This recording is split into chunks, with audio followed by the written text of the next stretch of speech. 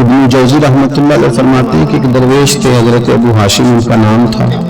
کہتے ہیں بڑی مجبوری تھی، مجھے کہیں جانا تھا تو کشتی نہیں مل رہی تھی. اچانک ایک کشتی گزرنے لگی تو میں بھی سوار ہونے لگا تو ملاح نے مجھ سے کہا کہ یہ ایک صاحب بیٹھے ہیں، بڑے امیر ہیں، ساتھ ان کی کنیز ہے، انہوں نے مجھ سے بک کر لی ہے ساری کی ساری، کی عقیدہ سے سالم کرا لیا تھا، ساری کی ساری بک کر لی ہے تو میں تو کسی کو نہیں بٹھا سکتا. تو وہ جو صاحب بیٹھے تھے بڑے سیٹھ آدمی تھے، کہنے لگے میاں آپ کسی اور کشتی میں بیٹھو. ان کی کنیز تھی نا، وہ کہنے لگے چہرے سے کوئی ایک آدمی لگتا ہے، چلو اتنی سواریوں کی جگہ ہے، کسی کونے کھدرے میں بیٹھ جائے گا، ہمارا کیا جائے گا. کہا تھا چلو آ جاؤ. اتنے کونے میں بیٹھ گیا، تھوڑا رستہ آگے گیا، انہوں نے کھانے کا سامان نکالا، مجھے بھی کھلایا، لیکن کھاتے کھاتے میری نظر پڑی تو اس میں تو شراب کے برتن بھی تھے معاذ. پھر اس شخص نے کھانا کھانے کے بعد اس کنیز سے کہا کہ مجھے معاذ اللہ گانا سناؤ. وہ گانے گانے لگی، یہ میری طرف متوجہ ہونے لگا، مجھے کہنے لگا سنو. میں نے کہا میں یہ نہیں سنتا. پھر میری طرف شراب بڑھائی، میں نے کہا میں نہیں پیتا. تو کہنے لگا تو کیا سنتا ہے، تو کیا سنتا ہے. تو کہنے لگا میں سناؤں کیا سنتا ہوں. کہا سنائیے. فرماتے میں نے قرآن پاک پڑھنا شروع کر دیا. کچھ لوگ، میں آپ کو یقین سے کہتا ہوں، کچھ لوگ ایسے ہیں ان کی زندگی دور گزر گئی ہے مسجد سے. انہیں بندہ چاہیے کہ تھوڑا سا جا کے پیغام حق سنائے.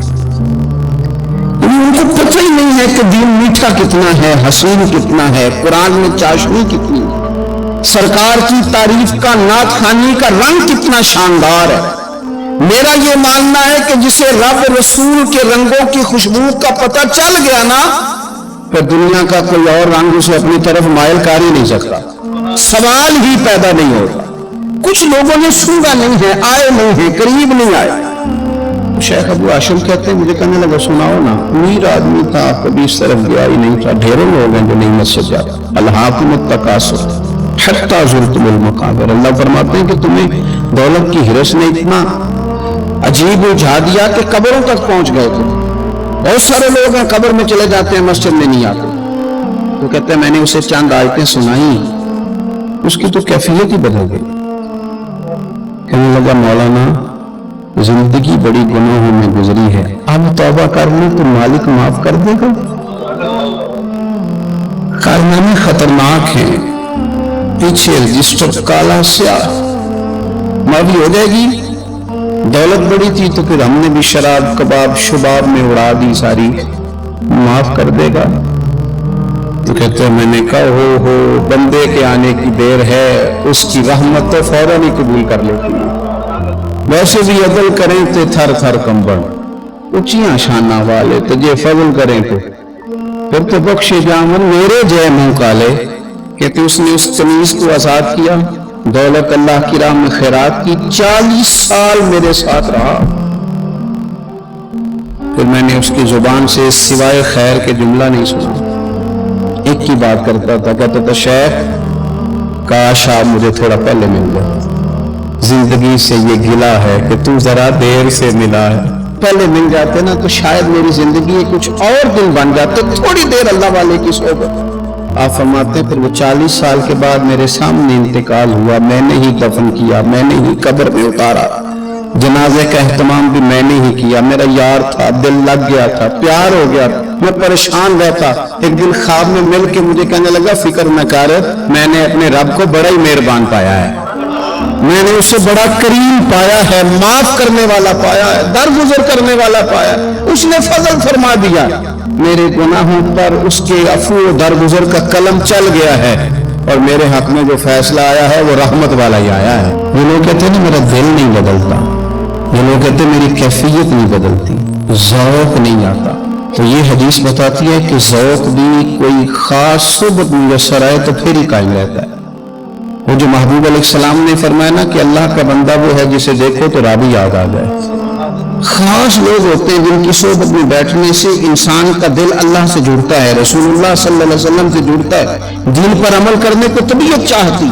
ایسے لوگوں کی صحبت کتنی مفید ہے وہ ہمیں اس حدیث سے عکس کرنا ہے. حضرت حنظلہ رضی اللہ تعالیٰ عنہ اور مرکز وفا اور اس امت کے ادب اور عشق میں استاد حضرت ابو بکر صدیق رضی اللہ تعالیٰ عنہ، یہ دونوں حضور کی بارگاہ میں گئے، انداز کا اختیار کیا، کہنے لگے یا رسول اللہ صلی اللہ علیہ وسلم ہمارے دل کی تو کیفیات دو قسم کی ہیں۔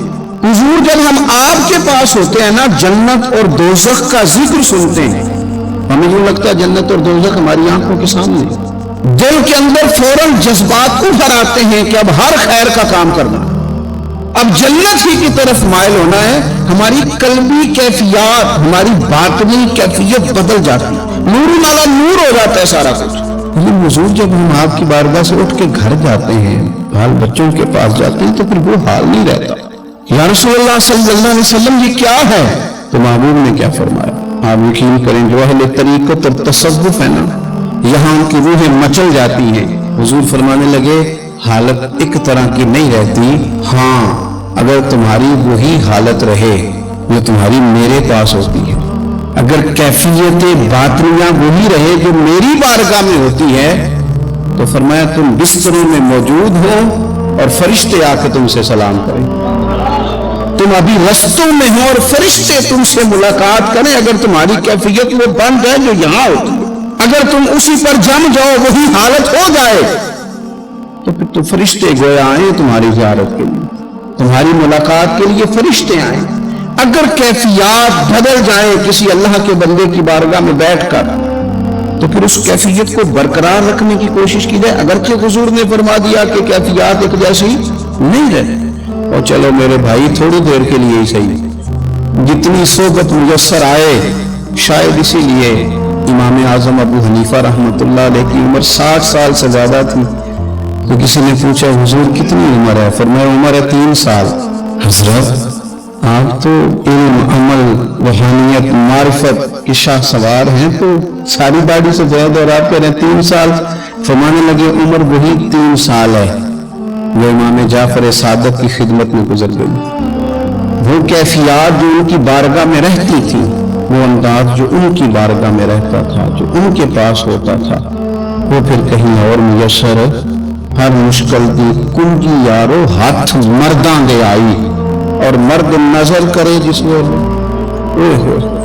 مرد نظر کرے جس ویلے، مرد نظر کرے جس ویلے، پھر مشکل رہے نہ کائی۔ وہ جو کیفیات ہے نا اس وقت کی، ان کو رب کا بندہ ملے اور انسان اس کی صحبت میں بیٹھ کے اپنے رب کو یاد کرے، رسول کریم کی محبت میں مچلے، تو پھر وہ لمحے اتنے قیمتی ہیں کہ وہ زندگی سنوارنے کے لیے کافی ہو سکتے ہیں۔ ایک صحابی تھے، نبی پاک صلی اللہ علیہ وسلم ایک جہاد پہ گئے تو وہ صحابی آئے، کالا کلوٹا رنگ، اور کچھ بیمار تھے تو جسم سے بدبو بھی آتی تھی، میرا روپ بھی نہیں تو میرا رنگ بھی نہیں، میں نے یار منان دا ٹنگ بھی نہیں، بکریاں چرایا کرتے تھے۔ تو کسی نے کہا کہ وہ محبوب آئے ہوئے ہیں جو اعلان نبوت کرتے ہیں، تو کہتے میں اپنی بکریاں لے کے اس طرف آ گیا جہاں محبوب تھے۔ جب میں پہنچا تو اللہ کے رسول ایک چھوٹی سی پہاڑی تھی، اس پہ بیٹھے تھے، میں دور کھڑا ہو گیا، میں نے کہا آپ ہیں وہ جو کہتے ہیں میں اللہ کا رسول ہوں؟ تو کہتے ہیں محبوب نے فرمایا دور کیوں کھڑے ہو، نیڑے آؤ میں بتاتا ہوں میں ہی اللہ کا رسول ہوں۔ تو کہتے ہیں میں نے کہا نہیں، میرے جسم سے بدبو آتی ہے، مجھے تو میرے اپنے پاس نہیں بٹھاتے، پسینہ آتا ہے تو بدبو نکلتی ہے، حضور میں نہیں قریب آتا۔ کہتے ہیں محبوب اٹھ کے کھڑے ہوئے، حضور قدم آگے بڑھاتے تو میں پیچھے بڑھاتا، حضور آگے میری جانب چلتے تو میں پیچھے ہوتا۔ فرماتے محبوب تیز دوڑے اور میرے قریب آئے تو نبی پاک علیہ السلام نے مجھے بغل گیر کر لیا۔ جب محبوب پاک علیہ السلام نے مجھے سینے سے لگایا اور کالا سیاہ میرا ماتھا اور اس پر پسینہ اور بدبو، کہتے محبوب نے جب میرے ماتھے پر بوسہ دیا تو میرا چہرہ بڑا کالا تھا پر میرا دل سارا نور سے معمور ہو گیا، اور میرے اندر سے آواز آنے لگی یہ جھوٹے نہیں، یہ اللہ کے سچے رسول ہیں۔ فرماتے میں کلمہ پڑھ گیا، محبوب سے کہا حضور بکریوں کا کیا کروں؟ فرمایا جس کی ہے ادھر ہانک دے وہ لے جائے۔ کہتے بکریاں چلی گئی، میں نے کہا میرے لیے کیا حکم ہے؟ تو حضور نے فرمایا یہ تلوار ہے، وہ گھوڑا ہے، وہ میدان ہے، جہاد کر، کوئی وضو نہیں، کوئی غسل نہیں، کوئی نماز نہیں، کوئی سجدہ نہیں، تلوار لی، میدان میں نکلے، جہاد شروع ہوا، چند منٹ گزرے کہ شہید ہو گئے۔ صحابہ کہتے ہیں اللہ کے رسول ان کے سرانے کھڑے ہوئے، حضور کی آنکھوں میں آنسو، فرمانے لگے یہ بندہ دیکھو اس نے عمل تھوڑا کیا ہے پر اجر زیادہ لے گیا ہے، عمل تھوڑا کیا پر اجر پر میں ابھی کلمہ پڑھا، ابھی شہید ہوا ہے اور حوریں ساری جنت کے دروازے کھول کے کھڑی ہیں، جیسے روح جائے گی اللہ فوراً ہی جنت عطا فرما دے گا، اس کی قبر بقائے نور بن جائے گی۔ ایک شاعر تھا تو وہ کہتا میرے گاؤں میں میلہ لگا ہوا تھا، کہتے میلہ لگا ہوا تھا تو ہر چیز بک رہی تھی، میرا بھی کچھ خریدنے کو دل چاہا تو میں ڈھونڈنے لگا، میں گلی گلی آواز، میلے میں آواز دینے لگا، میں نے کہا لوگوں مجھے کھلونے نہیں چاہیے، مجھے کوئی ایک مخلص بندہ چاہیے، میں غریب ماں کا بیٹا ہوں، بکارن کا بیٹا ہوں، تو مجھے نہ بس کوئی ایک بندہ مخلص مل جائے، ایک مخلص مل جائے۔ تو وہ شاعر کہتے ہیں اس سال میرے گاؤں کے میلے کی بھیڑ میں، اس سال میرے گاؤں کے میلے کی بھیڑ میں جو گم ہوا وہ ایک بھکارن کا لال تھا، اس فقیر کو تلاش تھی متاع خلوص کی، اور مخلوق چپ رہی کہ یہ مشکل سوال تھا، مخلوق چپ رہی کہ یہ، اور بھکارن کا لال کہتا تھا ایک مل جائے مخلص۔